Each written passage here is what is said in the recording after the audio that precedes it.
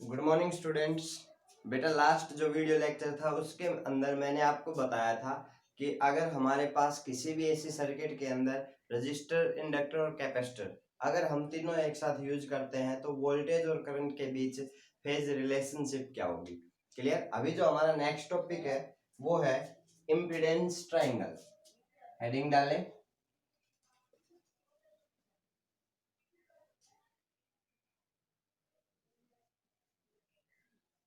Impedance triangle.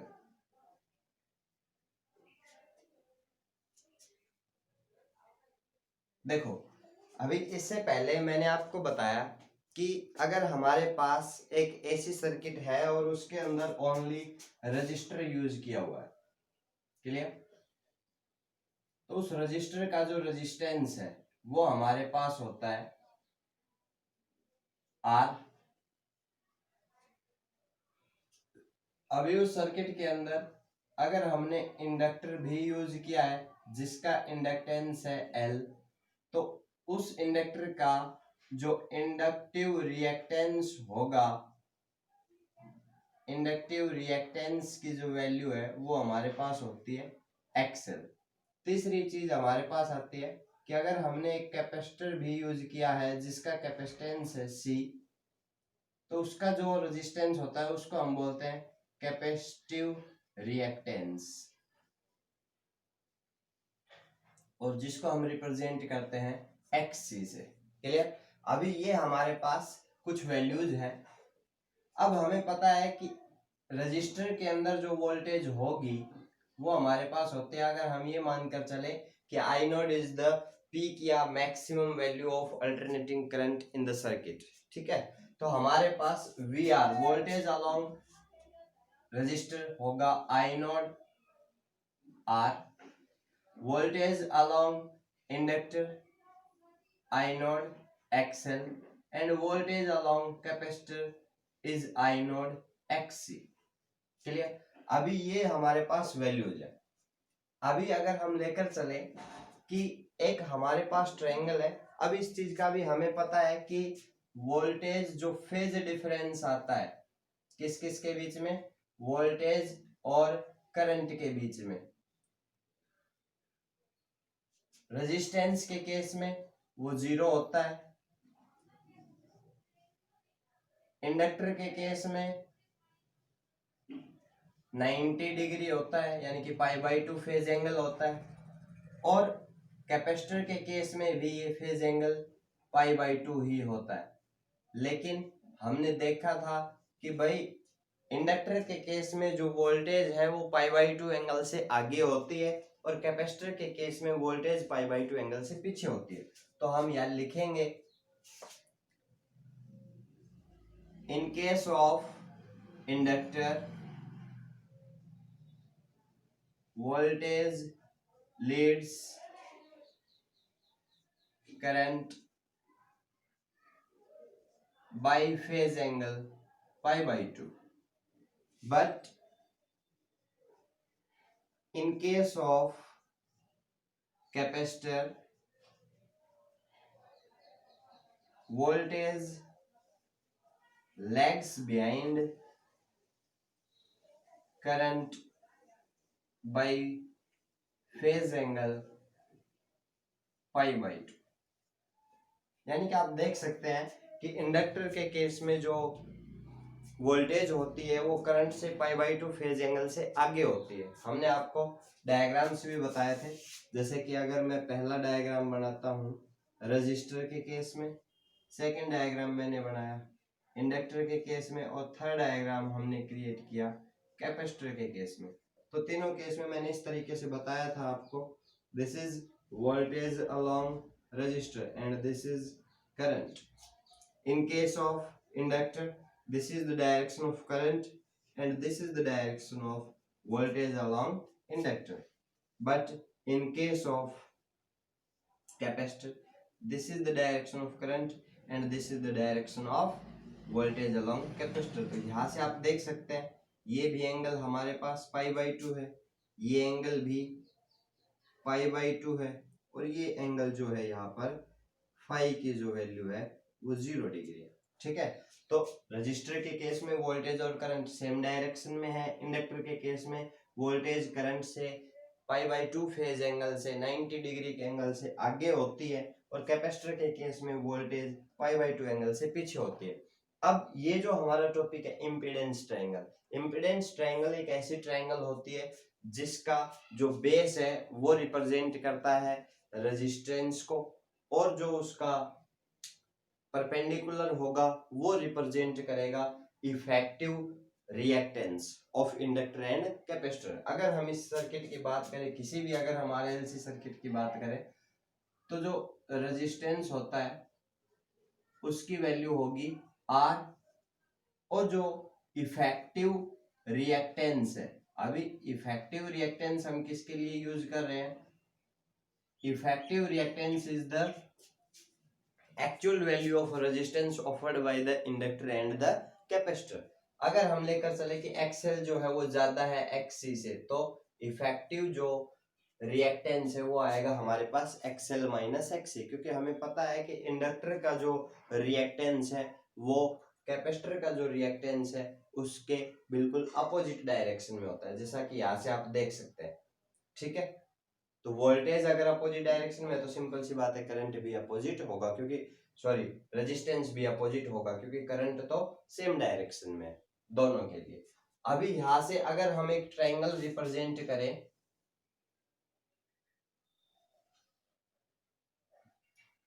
ये हमारी triangle है ओ ए बी। अब इस ट्रायंगल का जो बेस है ओ ए, ये रिप्रेजेंट करता है रेजिस्टेंस को, जो ए बी है परपेंडिकुलर वो रिप्रेजेंट करता है इफेक्टिव रिएक्टेंस को एक्सएल माइनस एक्ससी। तो इस ट्रायंगल का, इस राइट एंगल ट्रायंगल का जो हाइपोटेनस है ओ बी, इस राइट एंगल ट्रायंगल का जो हाइपोटेनस है ओ बी, ये रिप्रेजेंट करेगा इम्पीडेंस को। अभी आपको पता है कि इम्पीडेंस की वैल्यू क्या होती है, R square plus XL minus XC का होल स्क्वायर। तो ये वैल्यू होगी हमारे पास। ये जो ट्रायंगल होती है, इस ट्रायंगल को हम इम्पीडेंस ट्रायंगल बोलते हैं।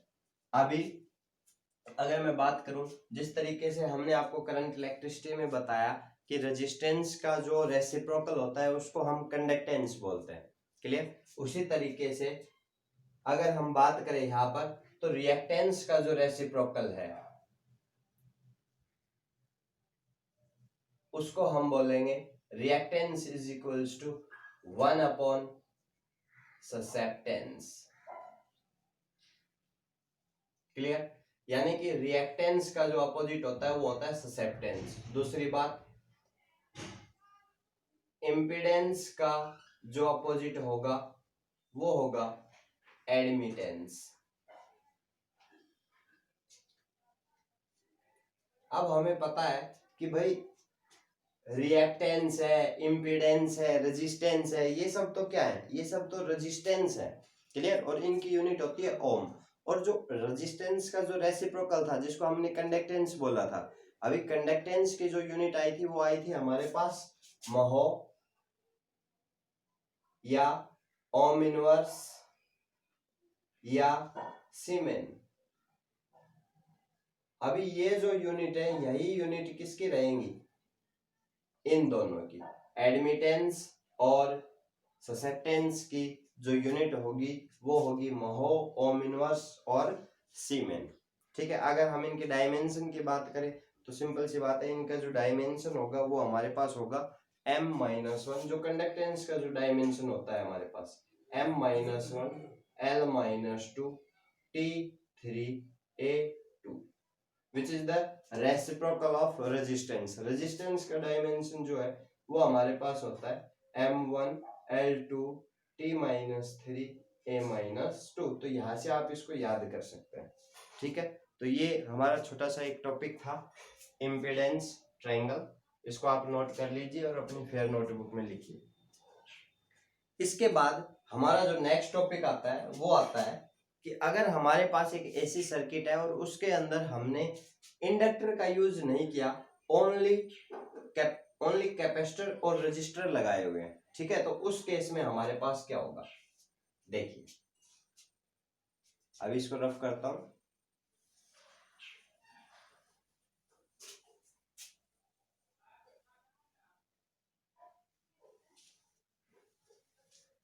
देखो अभी नेक्स्ट टॉपिक है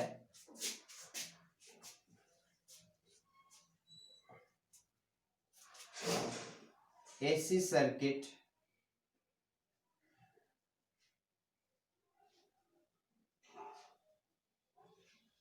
containing resistor of resistance R and capacitor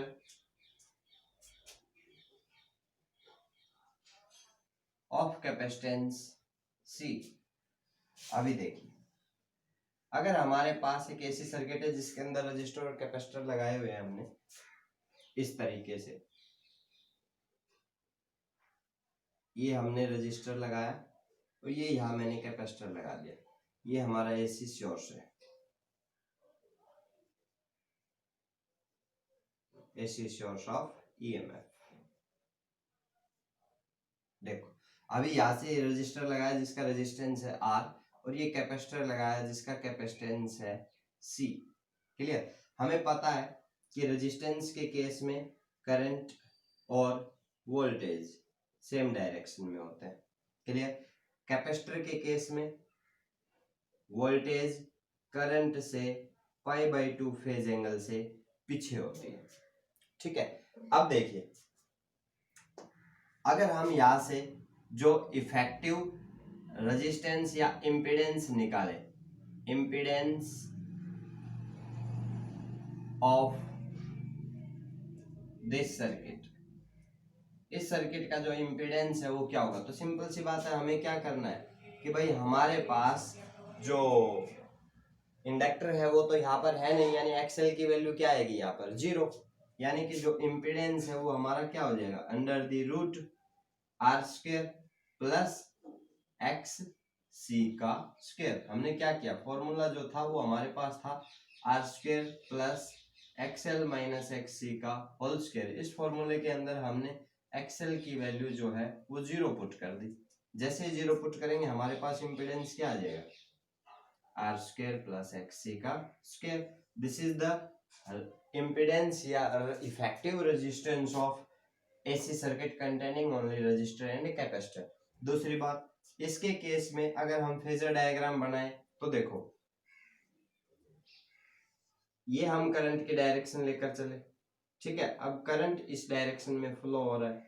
अब हमें पता है कि रजिस्टर के केस में तो करंट और वोल्टेज सेम डायरेक्शन में है, लेकिन इंडक्टर कैपेसिटर के केस में जो वोल्टेज है वो करंट से π/2 फेज एंगल से पीछे है। तो इफेक्टिव जो वोल्टेज होगी वो क्या होगी, ये होगी according to parallelogram law of vector addition. अब यहां से ये जो इफेक्टिव वोल्टेज आई, ये देखो करंट के साथ 5 फेज एंगल बना रही है नीचे की तरफ, यानी कि हम कह सकते हैं in this case effective voltage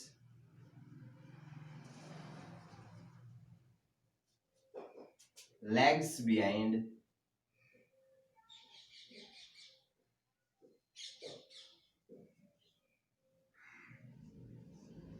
alternating current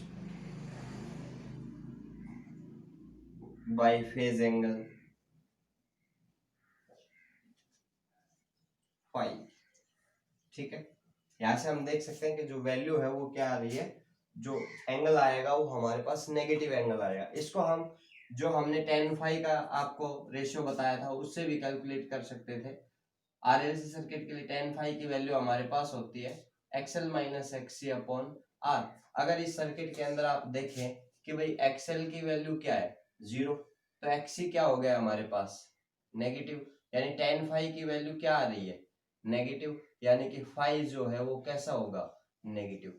phi अगर नेगेटिव है इसका मतलब voltage lags behind alternating current, voltage जो है वो करंट से पीछे होगी अगर फाई की वैल्यू हमारे पास नेगेटिव आती है।